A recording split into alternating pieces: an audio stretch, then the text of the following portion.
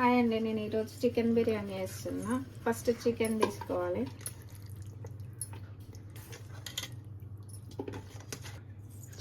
దీంట్లో కొంచెం సాజీరా వేసుకోవాలి, కొంచెం చెక్క వేసుకోవాలి, లవంగా వేసుకోవాలి,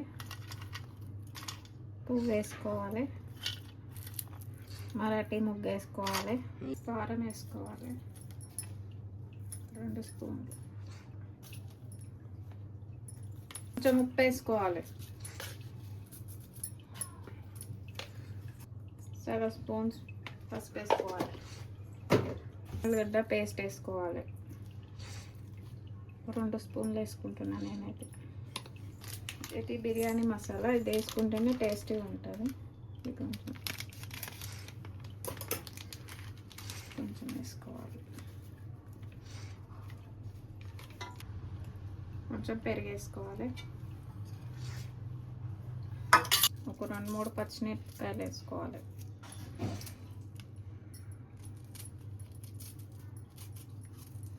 కొత్తిమీర వేసుకోవాలి,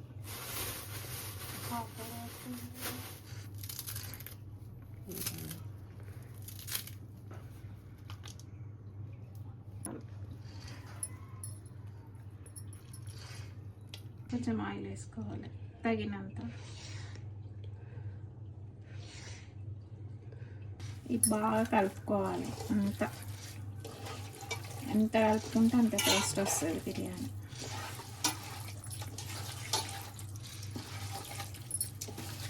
మా చిన్న కొడుకు కోసం చేస్తున్నా, బాగా సతాయిస్తుండు బిర్యానీ బిర్యానీ అని. మనకు బిర్యానీ అంటే చాలా ఇష్టం. మంచిగా కలుపుకొని మంచిగా ఒక గంట పాటు ఫ్రిడ్జ్లో పెట్టాలి.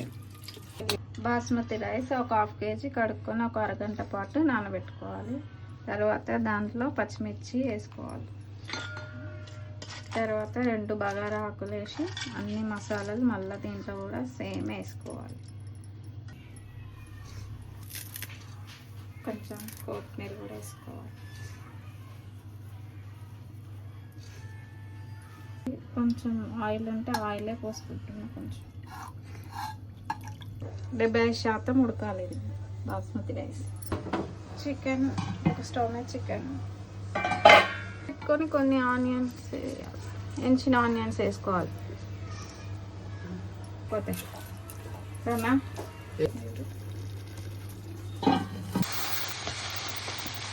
నేనైతే బాస్మతి రైస్ తీసుకుంటున్నాను.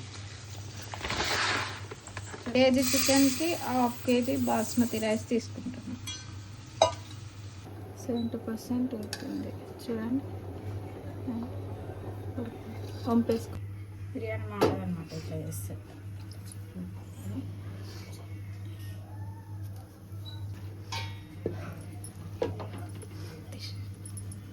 ఇదంగా ఇట్లా కొత్తిమీర మీద వేసేసుకుందాం. ఆనియన్స్ వేసేద్దాం.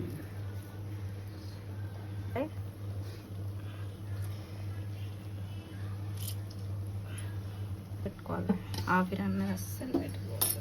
2 నిమిషాలు దమ్ పెట్టాలి. ఏదైనా బరువుది పెట్టుకోవాలన్నమాట. నేనైతే రోల్ పెడుతున్నా.